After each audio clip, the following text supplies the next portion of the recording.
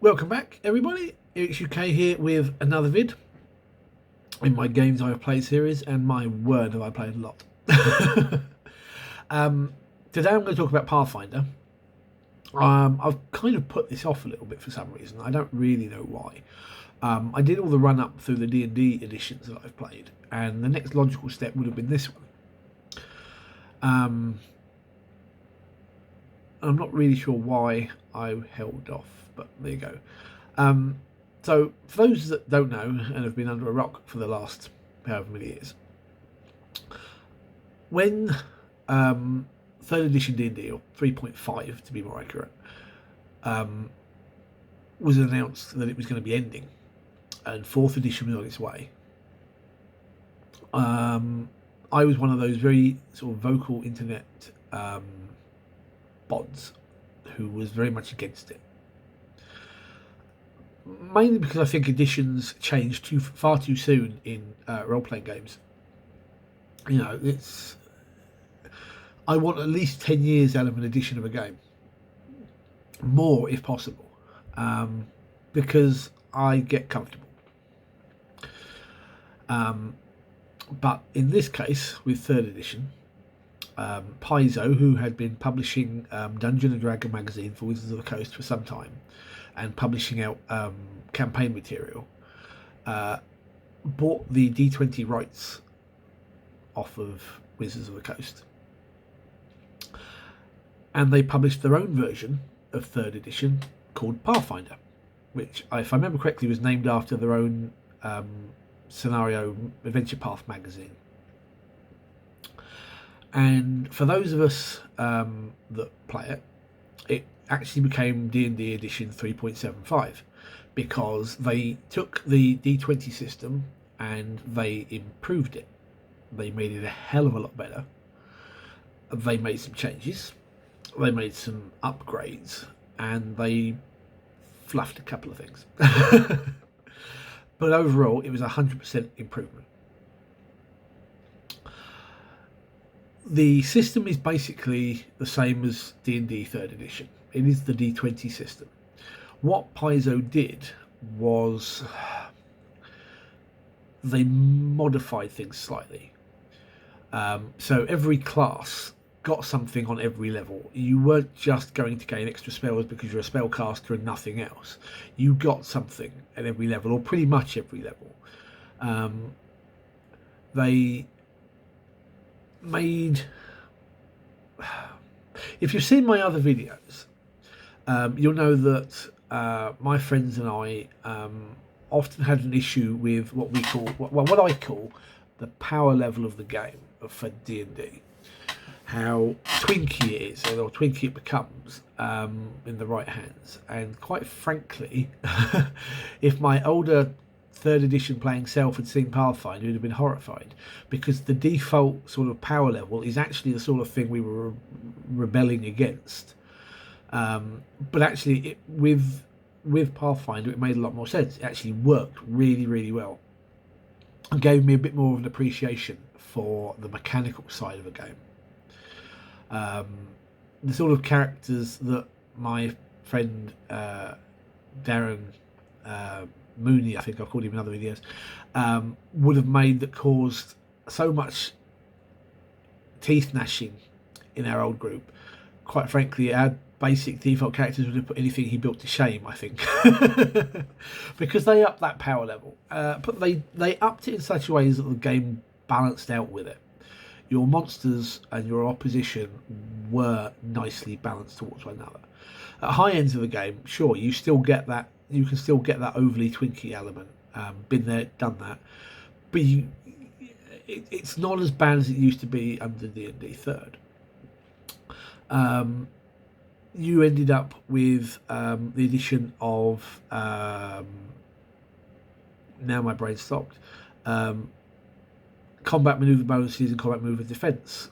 So basically an attack roll for you to do things like grapple, disarm, remaneuver, or whatever your non-combat action rolls. And again, that was always something that was a bit of an issue in previous editions of D&D, because we always had to do things like opposed strength checks, and whoever passed by the most won it. Well, third edition obviously sort of played away with that, but Pathfinder fixed it. The only element that they didn't fix was grapple. The grappling rules under Pathfinder are quite frankly atrocious. And well, let me put it this way: in order to do them justice, you have to go online. In fact, if you don't play Pathfinder, I suggest you do this for a giggle. Look online for Pathfinder First Edition grapple flowchart. And basically, people have had to make a flowchart so you can see what you can and can't do during grappling, because they made Wizards of the Coast fluffed it, and Pathfinder kind of didn't do it properly.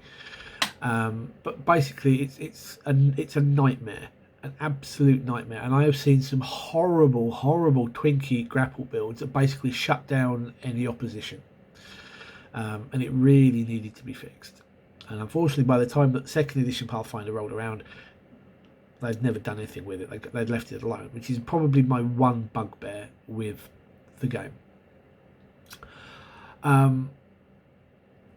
We changed over to Pathfinder from D&D, I don't know, I want to say a year, 2 years after it had come out. I don't think it had really crossed our gaming radar for some reason, and then all of a sudden somebody mentioned it, and that's it. We were in on it, and we've played it non-stop ever since. Whether home games or Pathfinder Society, and to me, it's the true successor, the true descendant of the Dungeons and Dragons game. Fourth and fifth edition, quite frankly, are something entirely different. I wouldn't even give them the D&D name. This is where it's at for me. It's a game that will suit newer players who are learning, because you don't have to use all of it. Run with the basics. But for more experienced players who want that little bit extra, it's perfect. Another thing I think about it, where I think they kind of did right in a way, was prestige classes. Third edition D&D was horrendous for this. The Dungeon Master's Guide for third edition had several prestige classes, so extra 10 level classes you could take that were fairly specific.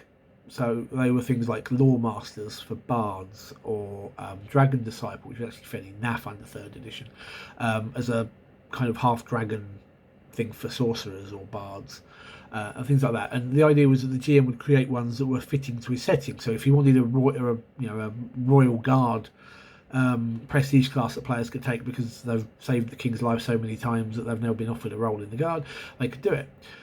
They weren't something that were designed for players, but every book after the original release ended up containing at least 3, 4, 5, 6 prestige classes, all aimed at players. And it turned the thing on its head, and a lot of them were just unbalanced. Pathfinder sort of included those ones tidied up in the rulebook, and then I don't think they ever really bothered after that. They went a different way, which was a much better style called an archetype, which wasn't something you played into, it was something you took at character creation.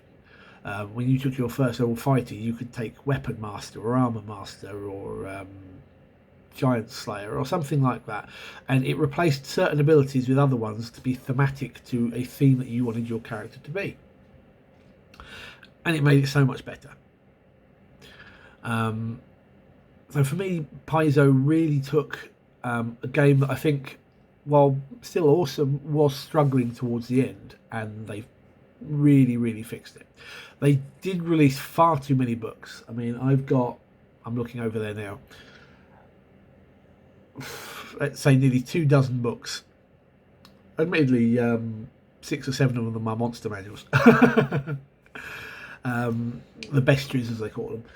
I sold a load of them off recently as well over the last year on eBay, because I'm just never going to need them. They did a whole book for intrigue, and it just didn't really work for me. They did a book called Cult Adventures, which gave you psychic rules. And while they're perfectly fine, some of them were a little over twinkified. Funny, I shall tell you a story of my friend Curtis, who played I think the class was called a mesmerist, who is basically sort of like your hypnotist type. And even at first, second level, it was a what's the power called? Unnatural lust. So you'd have two guards. I think I ran a game where there was like a couple of orcs standing guard over like an entrance to their camp, and he uses this, makes eye contact with them, and one of them suddenly expresses an extreme lustful desires upon his fellow guard and has to act upon them, which was a very big distraction. Or there was another which I forget. I think it was called Deja Vu. It makes them repeat the same action over and again. So basically, the orc walks forwards, and you make contact with it, eye contact, and then you basically continue to have it walk forwards. And he basically left it walking forwards over and over and over and over again. As long as he maintained an eye contact with it, I think he could just do it. And oh dear, oh dear. So I don't think by that point they'd put a lot of thought into some of them. And when it came to 10 years of first edition, they went to second. And quite frankly, that's where we stopped with the concept of jumping editions. A couple of guys had picked up the second edition rulebook. I have read Pathfinder second edition. I borrowed it off my friend Shadbolt, and we all just went, nah, not touching it with a barge pole, because they've basically taken what was an absolutely awesome game and they've made D&D 5th as a Pathfinder edition. They've moved the timeline on and they've completely flipped polite language, the setting, and the classes don't really work. Some of them are just way underpowered, and certain things like your racial abilities you have to take as traits or feats, which makes no sense for you to basically go, well, I'm wasting all of my potential class traits to be a half orc because I want no, you know. So they fluffed that. So we've always made the decision we're going to stick with Pathfinder First Edition. We've got so much material for it. We've got so many ideas, so many published campaigns that we haven't even touched yet. That we're going to stick with that. And I fully recommend, if you're looking at Pathfinder, don't touch the second edition. I'm being attacked by a cat again. Give me one moment. In fact, you know. This is Midnight Tea Cat. Oh, she's very shy, camera shy. Yeah, I would avoid second edition Pathfinder. Stick with first edition if you can get the books. You can play it quite happily just playing the rule book and the basic bestiary, but anything that you can get to add to it is always good. There are a number of great books for it. They did kind of overdo it, as I say, and I think for a second edition they probably should have just fixed all the erratas, fixed all the FAQs, and basically redone it containing that with a few changes. I still think there was plenty of things they could have done, but hey ho, they're a business. They're out to make money. If they think they're going to get the money from doing another edition that's completely different, just like Wizards of the Coast do, then they're going to run for it. Oh, kitty kisses. Anyway, oh, I'm definitely being attacked. Anyway, thanks for listening, guys. I'd like to know your experiences of Pathfinder First Edition, whether you agree or disagree on Second Edition. I would very much like to see your comments and hear what you have to say. If you enjoyed the vid, please hit the like button, hit the subscribe, maybe even tap the bell icon, you know. Until then, thanks for watching. Take care, guys, and good gaming.